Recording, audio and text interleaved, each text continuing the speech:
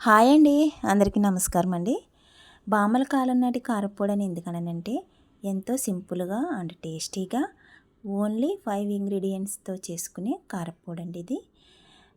దానికోసం ముందుగా నేను గ్యాస్ వెలిగించుకుని బాండి పెట్టుకుని ఆయిల్ హీట్ అయ్యాక ధనియాలు, జీలకర్ర వేస్తున్నానండి. ఆయిల్ కొంచెమే వేసుకోవాలి, ఎక్కువ వేసుకోవద్దు. ధనియాలు, జీలకర్ర వేసి ఫ్రై చేస్తానండి. లైట్గా, బాగా మాడిపోకూడదు, చేదొచ్చేస్తుంది.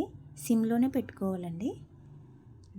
తరువాత ఎండుమిర్చి కూడా వేసి ఫ్రై చేయాలండి. చూడండి, ఎండుమిర్చి కూడా తీసుకుంటున్నాను. ఎండుమిర్చి కూడా వేసి ఫ్రై చేస్తున్నానండి. సిమ్లో పెట్టి ఫ్రై చేయాలి.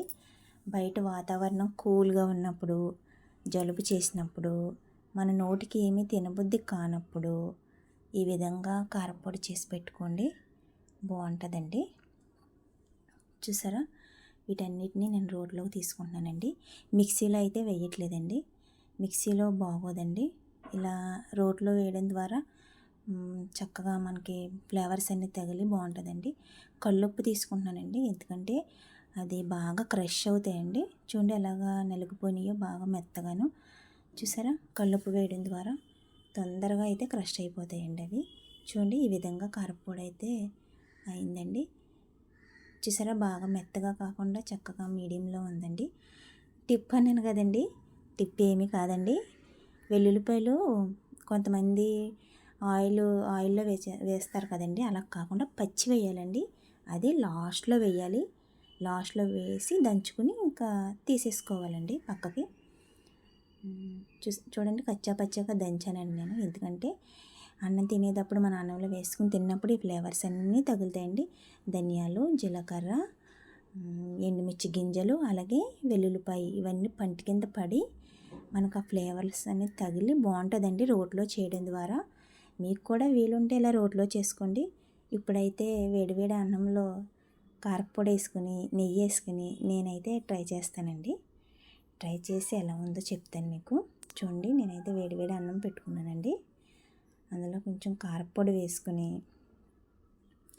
1 స్పూన్ కారప్పొడి అయితే వేసానండి. అలాగే నెయ్యి కూడా వేస్తానండి. మనకన్నీ ఇవన్నీ డైజెషన్ అవ్వనే ప్రాబ్లం ఏమీ లేదండి, చక్కగా డైజెస్ట్ అవుతాయండి. ధనియాలు, జీలకర్ర, వెల్లుల్లి అండి. చూడండి, వేడివేడి అన్నంలో కలుపుకొని తింటే చక్కగా జలుబు చేసినప్పుడు కడుపు నిండా అసలు ప్లేట్ ఖాళీ చేయవలసిందేనండి. మీరు కూడా వీలుంటే ఈ విధంగా ట్రై చేయండి. ఇప్పుడు వర్షాకాలం కదా, రోట్లోనే చేసుకోండి. మీకు కనుక ఈ వీడియో నచ్చితే లైక్ ఇవ్వండి ఫ్రెండ్స్, అలాగే సబ్స్క్రైబ్ కూడా చేయండి.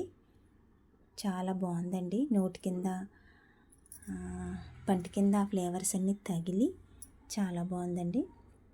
మీరు ఇలా ట్రై చేయండి ఫ్రెండ్స్. కామెంట్ చేయండి, షేర్ చేయండి ఫ్రెండ్స్. Bye friends. ఓకేనా ఫ్రెండ్స్, వీలుంటే మీరు కూడా ట్రై చేయండి ఫ్రెండ్స్. Bye friends.